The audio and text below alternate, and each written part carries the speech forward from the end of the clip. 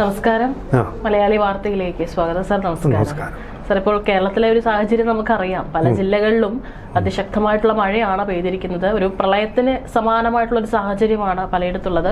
ഇന്ന് വരുന്നൊരു കണക്ക് വരെ 28ഓളം ആളുകൾ ഈ ഒരു ഇതുവരെയുള്ള ഒരു മഴക്കെടുതിയിൽ മരണപ്പെട്ടിട്ടുണ്ട് എന്നുള്ളതാണ് വരുന്നത്. ഏതായാലും ഒരു വി.ഡി. സതീശൻ സർക്കാർ അധികാരത്തിലേറിയതിനു ശേഷമുള്ള അവർക്ക് മുന്നിലുള്ള ഒരു വലിയൊരു വെല്ലുവിളി തന്നെയാണ്. സത്യത്തിൽ പരാജയപ്പെട്ടോ വി.ഡി. സതീശൻ സർക്കാർ ഈ ഒരു കാര്യങ്ങളെ നിയന്ത്രിക്കുന്നതിലും, അല്ലെങ്കിൽ ഈ ഒരു ഏകോപനം? പലയിടത്തും ക്യാമ്പുകളിലും ഒക്കെ പല പരാതികൾ ഉയരുന്നുണ്ട്. ചിലത് പറയിപ്പിക്കുന്നതാണെന്ന് പറയുന്നുണ്ട്. ഏതായാലും ഈ ഒരു സർക്കാർ അദ്ദേഹം പരാജയപ്പെട്ടോ, അല്ലെങ്കിൽ നല്ല രീതിയിൽ തന്നെയാണോ? അതോ ഈ 10 വർഷത്തെ ഒരു പിണറായി വിജയൻ സർക്കാരിന്റെ ഒരു ഭരണം വെച്ച് നോക്കുമ്പോൾ നല്ല രീതിയിൽ തന്നെയാണോ ഈ ഒരു ദുരന്തത്തെ നമ്മൾ ഇപ്പോൾ ഏകോപിപ്പിച്ചുകൊണ്ടിരിക്കുന്നത്? വി.ഡി. സതീശൻ സർക്കാർ വി.ഡി. സതീശൻ പരാജയപ്പെട്ടു എന്ന് ഞാൻ പറയുന്നില്ല. കാരണം അദ്ദേഹം പൊതുമുഖമാണ്. ആദ്യമായിട്ട് മുഖ്യമന്ത്രിയാവുന്ന ആളാണ്. മന്ത്രിസഭ ചാർജ് എടുത്തിട്ട് അധികം സമയമായിട്ടില്ല. വാസ്തവത്തിൽ കേരളത്തിൽ എല്ലാവർക്കും അറിയാവുന്നതുപോലെ പരിസ്ഥിതിയെക്കുറിച്ച് അഗാധമായിട്ട് പഠിച്ചിട്ടുള്ള ഒരാളുമാണ് വി.ഡി. സതീശൻ. നേരത്തെ മനസ്സിലാക്കേണ്ടതായിരുന്നു, നമ്മുടെ there is A method in the madness എന്ന് പറയുന്നത് പോലെ നമ്മുടെ ഈ കാലവർഷത്തിൻ്റെ കെടുതികൾ വരുന്നതിന് ഒരു പാറ്റേൺ ഉണ്ട്. ആ പാറ്റേൺ എന്ന് പറഞ്ഞാൽ ജൂലൈ അവസാനം ഓഗസ്റ്റ് ആദ്യം ഈ സമയത്താണ് ഈ മഴക്കെടുതികൾ കുറെ ഏറ്റവും കൂടുതൽ അനുഭവപ്പെടുന്നത്. ഉരുൾപൊട്ടലുകൾ, മേഘസ്ഫോടനങ്ങൾ, അതുപോലെ തന്നെ സ്ലൂയിസ് വാൽവുകൾ തുറന്നുവിടൽ, അണക്കെട്ടുകൾ തുറന്നുവിടൽ, ഇതെല്ലാം സംഭവിക്കുന്നത് ഈ മാസങ്ങളിൽ. 2018 അതുപോലെ തന്നെയാണ് സംഭവിച്ചത്. 2018 ഞാനിത് മുഖ്യമന്ത്രി പിണറായി വിജയൻ കൈകാര്യം ചെയ്തത് എങ്ങനെയെന്ന് അടുത്തു നിന്ന് കാണാൻ അവസരമുണ്ടായി. കാരണം സ്വാതന്ത്ര്യദിന സന്ദേശം മുൻകൂട്ടി എടുക്കാറുണ്ട് ദൂരദർശൻ. അതിനുവേണ്ടി ഞാൻ അവിടെ പോയിരിക്കുകയായിരുന്നു. അവിടെ ഇങ്ങനെ നല്ല തോതിലുള്ള അണക്കെട്ടുകൾ രാമചന്ദ്രൻ നായർ, ജസ്റ്റിസ് രാമചന്ദ്രൻ നായരുടെ നേതൃത്വത്തിലുള്ള കമ്മിറ്റിയാണത് തീരുമാനിക്കുന്നത്. പല അണക്കെട്ടുകളും തുറന്നു വിട്ടുകൊണ്ടിരിക്കുകയാണ്. അതിൻ്റെ ഫലമായിട്ട് മനുഷ്യനിർമ്മിത പ്രളയമെന്ന് പിന്നീട് ആരോപിക്കപ്പെട്ട ആ സംഭവം നടന്നുകൊണ്ടിരിക്കുകയാണ്. അങ്ങനെ ഒരുപാട് സംഭവങ്ങൾക്കിടയ്ക്കും ഈ മുഖ്യമന്ത്രി വളരെ കൂളായിട്ട് പത്രപ്രവർത്തകരെ എല്ലാം വിളിച്ചു വരുത്തിക്കൊണ്ട് അദ്ദേഹത്തിൻ്റെ തന്നെ പ്രസ് കോൺഫറൻസ് നടത്താനുള്ള ചേംബറിൽ ഞാനും ഉണ്ടായിരുന്നു. വളരെ കൂളായിട്ട് ഈ കാര്യങ്ങളെല്ലാം വിശദീകരിച്ചു കൊടുക്കുക. There is no tension. അത് വാസ്തവത്തിൽ ഒരു തപസ്വിയുടേതിന് തുല്യമായിട്ടുള്ള ഒരു ഭാവത്തോടു കൂടി കാര്യങ്ങൾ അദ്ദേഹം അനലൈസ് ചെയ്യാണ്. അവിടെ കിടന്ന് വെപ്രാളം ഉണ്ടായിട്ടോ ടെൻഷൻ ഉണ്ടായിട്ടോ യാതൊരു പ്രയോജനവും ഇല്ല. അത് വേണ്ട എല്ലാ കാര്യങ്ങളെല്ലാം ചെയ്തിട്ടുണ്ട്. NDRF, national disaster reserve force, national disaster management, ഇങ്ങനെയുള്ള കാര്യങ്ങൾ, പട്ടാളക്കാർ, ഇവരെ എല്ലാം ചേർത്ത് അദ്ദേഹം ഒരുപോലെ കൊണ്ടുപോയി ഒരു കമാൻഡറായിട്ടിരുന്നുകൊണ്ട് പക്വതയോടുകൂടി. കാരണം ഇരുത്തം വന്ന രാഷ്ട്രീയക്കാരനായതുകൊണ്ടും മന്ത്രിയായി പരിചയം ഉണ്ടായിരുന്നതുകൊണ്ടും അദ്ദേഹത്തിന് അറിയാം എവിടെയാണ് നമ്മളിപ്പോൾ ഇടപെടേണ്ടത്. ഇതും കഴിഞ്ഞിട്ട് ഇതെല്ലാം കണ്ടുകൊണ്ടിരിക്കുക. അത് കഴിഞ്ഞ് അദ്ദേഹം ഈ സ്വാതന്ത്ര്യദിന സന്ദേശം കൂളായിട്ട് തന്നുകയും ചെയ്തു. പ്രഭാവർമ്മ ഇതുപോലെ എഴുതി കൊടുത്ത സ്ക്രിപ്റ്റ് ഒന്നും ഇതിനിടയിൽ ടെൻഷനുള്ള ഒരാൾക്ക് സാധിക്കില്ല. ഈ സ്ക്രിപ്റ്റ് ജസ്റ്റ് ഒന്ന് നോക്കി അത് വായിക്കാൻ വേണ്ടിയിട്ടാണ് പ്രഭാവർമ്മ പ്രസ് സെക്രട്ടറി എഴുതി കൊടുത്തത്. അത് സൈഡിലോട്ട് അങ്ങ് മാറ്റി വെച്ചുകൊണ്ട് പുള്ളിയുടേതായിട്ടുള്ള സ്വന്തമായിട്ട് കാര്യങ്ങളെല്ലാം, എല്ലാ കാര്യങ്ങളും തൊട്ട് തന്നെ 10 മിനിറ്റാണ് നമുക്ക് വേണ്ടത്. ആ 10 മിനിറ്റും അദ്ദേഹം കാര്യങ്ങൾ പറയും. ഇത്ര ഭംഗിയായിട്ട് പറയണമെങ്കിൽ, മനസാന്നിധ്യത്തോട് പറയണമെങ്കിൽ അതിന് ഒരു അതിനാണ് നമ്മൾ ലീഡർ എന്ന് പറയുന്നത്. ലീഡ് ചെയ്യുന്ന ആൾ.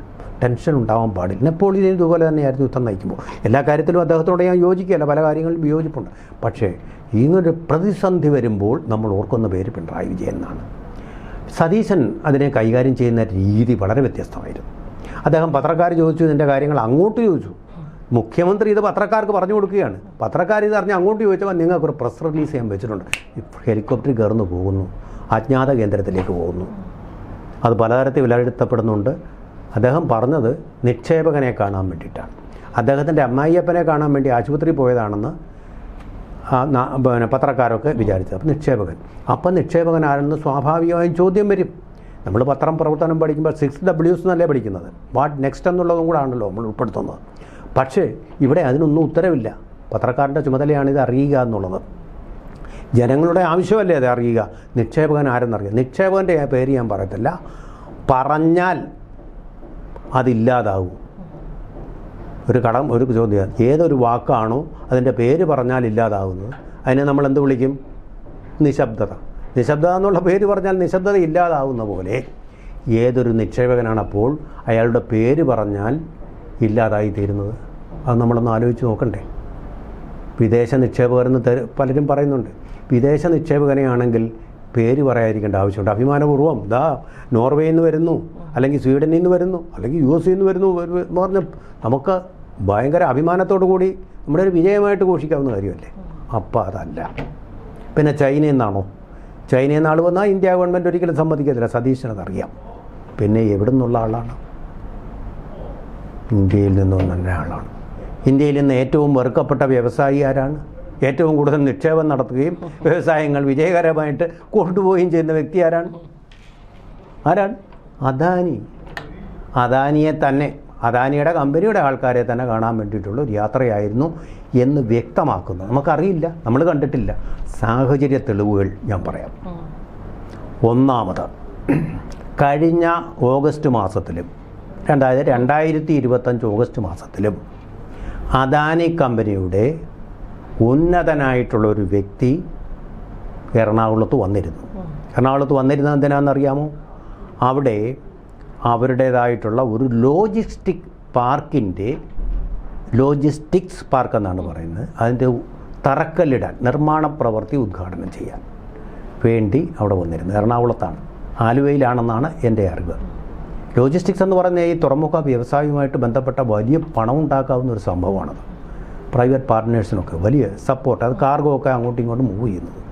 അത് ഒരു കാർഗോ എന്ന് പറഞ്ഞാൽ, ഒരു കപ്പലിൽ നിന്ന് വരുന്ന കാർഗോ എന്ന് പറഞ്ഞാൽ എത്ര ടണ്ണാണ്, എത്ര ലോറികളിൽ അത് കൊണ്ടുപോകണം. അതിന് വേണ്ടിയിട്ടുള്ളൊരു സ്ഥാപനം അവരവിടെ തുടങ്ങി. നല്ല ലാഭം കൊയ്യാവുന്ന ഒരു സ്ഥാപനം. അതിന് വേണ്ടിയിട്ട് ഇപ്പോഴും ഒരാൾ കഴിഞ്ഞ ആഴ്ച ഈ സതീശൻ ഈ പറക്കുന്ന ഹെലികോപ്റ്ററിൽ പറക്കുന്ന സമയത്ത് ഒരാൾ വന്നിരുന്നു. അതായത് Adani ports and special economic zone ഡയറക്ടറും CEO-യുമായിട്ടുള്ള അശ്വനി ഗുപ്ത. ഈ അശ്വനി ഗുപ്ത എന്ന് പറയുന്ന ആൾ അവിടെ ഉണ്ടായിരുന്നു. അവരുടെ ടൈം തമ്മിൽ കോയിൻസൈഡ് ചെയ്യുന്നുണ്ട്. അതുകൊണ്ട് തീർച്ചയായിട്ടും സാഹചര്യ തെളിവുകൾ വെച്ചിട്ട് മുഖ്യമന്ത്രി പറയാത്ത സ്ഥിതിക്ക് 2 പത്രസമ്മേളനങ്ങൾ നടത്തി 2ലും പേര് പറയാൻ വിസമ്മതിച്ചതുകൊണ്ട് നമുക്ക് ന്യായമായിട്ട് ഊഹിക്കാൻ കൊച്ചിയിൽ വന്നിട്ടുള്ള വ്യവസായികളിൽ ഏറ്റവും പ്രമുഖനായിട്ടുള്ള ഒരു വ്യക്തി എന്ന് പറയുന്നത് ഈ അശ്വനി ഗുപ്തയാണ്. അതിനപ്പുറം പ്രസിദ്ധനായ ഒരു വ്യക്തിയും കൊച്ചിയിൽ കഴിഞ്ഞ ആഴ്ച ഈ സമയത്ത് വന്നിട്ടില്ല. അതുകൊണ്ട് അശ്വനി ഗുപ്തയെ കാണാൻ തന്നെയാണ് അദ്ദേഹം പോയത് നമുക്ക് വിചാരിക്കാം. ഇനി സതീശൻ ഇങ്ങനെ പോകുമോ? പോയിട്ടുണ്ട്. മുഖ്യമന്ത്രിയായിരുന്ന സമയത്ത് തന്നെ അദ്ദേഹം ഒന്ന് നേരത്തെ പോയിട്ടുണ്ട്. കുടജാദ്രി കാണാനാണെന്നും പറഞ്ഞിട്ട് അദ്ദേഹം ഒരു യാത്ര പോയി. പക്ഷേ അവിടെ അല്ല അദ്ദേഹം പോയത് രാഹുൽ എന്ന് പറയുന്ന ഈ അദാനി കമ്പനിയുടെ പ്രസിഡൻറ്റിനെ തന്നെ കാണാൻ വേണ്ടിയിട്ടാണ് പോയത്. എന്തിനാണ് സതീശൻ ഇങ്ങനെ അദാനിയെ കൂടെ കാണാൻ പോകുന്നതെന്നറിയാമോ? കാരണം സതീശൻ ഗവൺമെൻറ്റിൻ്റെ സ്റ്റേക്ക് മുഴുവൻ സ്ഥിതി ചെയ്യുന്നത് അദാനിയുടെ നിക്ഷേപത്തിലാണ്. ഈ തുറമുഖത്തിൻ്റെ കാര്യമല്ല, അതിപ്പോൾ നടന്നു പോകുന്നുണ്ട്. ഇപ്പോൾ MSC അതിന് ഷെയറുകൾ, അതിൽ നിന്ന് ഷെയറുകൾ വാങ്ങുന്നു. 49% ഷെയറുകളാണ്. അപ്പോൾ നേതൃത്വം അദാനിക്ക് തന്നെയായിരിക്കും. അതിൻ്റെ പേര് ചെറിയൊരു പ്രതിഷേധം മാത്രമേ സതീശൻ പ്രകടിപ്പിച്ചുള്ളൂ. അതിപ്പോൾ അവർ നോർമലായിട്ടുള്ള പ്രൊസീജിയർ, സെബിയുടെ അംഗീകാരം വാങ്ങിച്ചുകൊണ്ട് സംസ്ഥാന ഗവൺമെൻറ്റിനോട് മാപ്പ് പറഞ്ഞുകൊണ്ട് അവർക്കും അറിയിപ്പ് നൽകി കഴിഞ്ഞതോടുകൂടി ആ പ്രശ്നം തീർന്നു. ഇതല്ല. കഴിഞ്ഞ ബജറ്റിൽ നമ്മൾ ഓർക്കുന്നുണ്ടോ? ഒരു വലിയ പ്രഖ്യാപനം സതീശൻ കേരളത്തിൻ്റെ ഭാഗധേയങ്ങൾ എല്ലാം മാറ്റാൻ വേണ്ടിയിട്ടുള്ളൊരു പ്രഖ്യാപനം നടത്തി. അത് ഈ പ്രിയദർശിനി പദ്ധതി പോലൊന്നും അല്ലത്, ഒരു വൻ പദ്ധതിയാണ്. അതിനുവേണ്ടി വളരെ ഗൗരവത്തോടു കൂടി 400 കോടി രൂപ അടങ്കലും പ്രഖ്യാപിച്ചു. ഏത് പദ്ധതിയാണെന്നറിയാമോ? അത് മിഷൻ സമുദ്ര. Yes, exactly. ഈ മിഷൻ സമുദ്ര പദ്ധതി 400 കോടി എന്ന് പറഞ്ഞാൽ അതിൽ നമ്മൾ കായം കൊണ്ട കായൽ കലക്കുന്ന പോലെയുള്ളൂ. ഒന്നുമില്ലത്. അതൊന്നും പോരാ. ഇതിൻ്റെ എന്താ പരിപാടി? നമ്മുടെ 600 കിലോമീറ്റർ തീരദേശത്ത് ഉപ്പുള്ള ഓരോ ചെറിയ പോർട്ടുകളും, കോട്ടയത്ത് വരെ പോർട്ടുണ്ട്, കടലില്ലെങ്കിലും കോട്ടയത്ത് പോർട്ടുണ്ട്, ആ പോർട്ടുകളെല്ലാം വികസിപ്പിച്ചതിൻ്റെ പരമാവധി ശേഷിയിലെത്തിപ്പിച്ചിട്ട് ചരക്കു നീക്കം നടത്തുക എന്നുള്ളതാണ്. വലിയ നല്ലൊരു കാര്യമാണത്. നമ്മുടെ റോഡുകളിലുണ്ട് ഇപ്പോൾ ഉണ്ടാകുന്ന അപകടങ്ങൾ, ഇവിടെ പിന്നെ ഹൈലി ഇൻഫ്ലാമബിളായിട്ടുള്ള ഗ്യാസ് അതുപോലുള്ള സാധനങ്ങളൊക്കെ കൊണ്ടുപോക്ക്, അതിൻ്റെ അങ്ങോട്ടും ഇങ്ങോട്ടും പോക്ക് അപകടകരമായ നിലയിൽ. നമ്മുടെ റോഡുകൾക്കൊന്നും വീതിയില്ല, അത് താങ്ങാനുള്ള ശേഷിയില്ല. മനസ്സിലായില്ലേ? ഉപരിതല ഗതാഗതം വളരെ മോശമാണ് നമ്മുടെ രാജ്യത്ത്. അപ്പോൾ അതിന് വളരെ പല ശാസ്ത്രജ്ഞരും പറഞ്ഞിട്ടുള്ളൊരു പ്രായോഗിക പരിഹാരമാണിത്. ഈ പരിഹാരത്തിന് അദാനിയെ കാണേണ്ട കാര്യം വേറെ വ്യവസായികളില്ലയോ? ചോദ്യം വരാം. ഒരൊറ്റയാൾ നിക്ഷേപിക്കാനുണ്ടാവില്ല. വിഴിഞ്ഞം പോർട്ടിൻ്റെ തന്നെ കാര്യം, വിഴിഞ്ഞം ഇൻ്റർനാഷണൽ സീ പോർട്ട് എന്നാണ് അതിൻ്റെ ശരിയായിട്ടുള്ള പേര്. എത്ര തവണ ടെൻഡർ വിളിച്ചു, ഒറ്റയാളും വന്നില്ല. അദാനി മാത്രം വന്നു. എന്താ വരാതിരുന്നത്? കൊളംബോയി പോർട്ടുണ്ട്, ദുബായ് പോർട്ടുണ്ട്, പിന്നെ ഇതിവിടെ കൊണ്ടുവന്ന് തൂത്തുക്കുടിയിലുണ്ട്, പിന്നെ ഇതെങ്ങ് മദ്രാസിൽ ചെന്നൈയിലുണ്ട്. പിന്നെ ഇതെങ്ങനെ പ്രയോജനപ്പെടുന്നു? പക്ഷേ അദാനി എന്ന് പറയുന്ന ആൾ ഇതിനപ്പുറം കണ്ടു. നമ്മൾ മരത്തിൽ കാണുമ്പോൾ അദ്ദേഹം ആകാശത്ത് കണ്ടു, അല്ലെങ്കിൽ നക്ഷത്രത്തിൽ കണ്ടു. ഇത് പക നോക്കൂ, MSC കമ്പനി പോലും നിക്ഷേപിക്കാൻ താല്പര്യം കാണുന്ന വമ്പിച്ച ലുക്രേറ്റീവായിട്ടുള്ള, അതായത് വളരെ വലിയ ലാഭം കൊയ്യുന്ന ഒരു പ്രസ്ഥാനമായിട്ട് ഇത് മാറിയിട്ടില്ലേ? എത്തിക്കാൻ കഴിഞ്ഞു അദാനിക്ക്.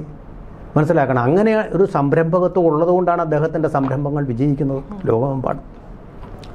അയാളെ കൊണ്ട് മാത്രമേ ഇത് ലാഭകരമായിട്ട് കൊണ്ടുപോകാൻ പറ്റൂ. പണം മുടക്കാനും കഴിയും. കോടിക്കണക്കിന് വേണം ഇത്. 400 കോടി കൊണ്ടൊന്നും ആവുന്നില്ല ഇത്. എത്ര കോടിയാണിപ്പം വിഴിഞ്ഞത്തിന് വേണ്ടി തന്നെ ചിലവായിരിക്കുന്നത്? നമ്മളെ കൊണ്ട് വല്ലതും അഫോർഡ് ചെയ്യാൻ പറ്റുമോ? അപ്പോൾ അദ്ദേഹത്തിൻ്റെ നിക്ഷേപ സൗഹൃദം ആവശ്യമാണ്.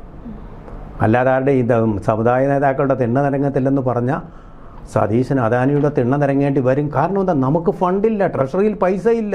ഉള്ള പൈസ എല്ലാം നമ്മൾ പ്രിയദർശിനി പദ്ധതിക്കും പെൻഷനും ശമ്പളത്തിനും കൊടുക്കുക. അപ്പോൾ അവിടെ രക്ഷകൻ വേണം.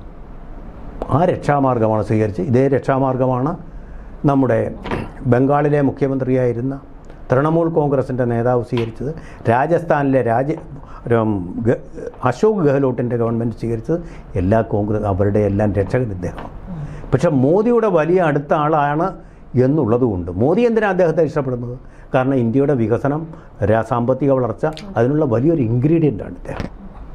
അപ്പോൾ അവർ തമ്മിൽ അടുപ്പം എന്തോ ആണ്. അതിൻ്റെ കുശുമ്പ് കൊണ്ടാണ് ഇങ്ങനെ പറയുന്നത്, അദ്ദേഹത്തിനെ എതിർക്കുന്നത്. ഇവിടെ കേരളത്തിൽ ഇത് പറഞ്ഞു കഴിഞ്ഞാൽ സതീശനെ ഏറ്റവും അധികം എതിർക്കുക മുസ്ലിം ലീഗ് ആയിരിക്കും. ഇതറിയാവുന്നത് കൊണ്ടാണ് അദ്ദേഹം ഇത് രഹസ്യമായിട്ട് സൂക്ഷിക്കുന്നത്. അല്ലെങ്കിൽ അല്ലെന്ന് പറയട്ടെ എന്ന് മാത്രമാണ് ഈ സാഹചര്യപരമായിട്ടുള്ള തെളിവുകൾ നമ്മളോട് സൂചിപ്പിക്കുന്ന കാര്യങ്ങൾ. നമുക്കത് ഊഹിക്കാൻ കഴിയും.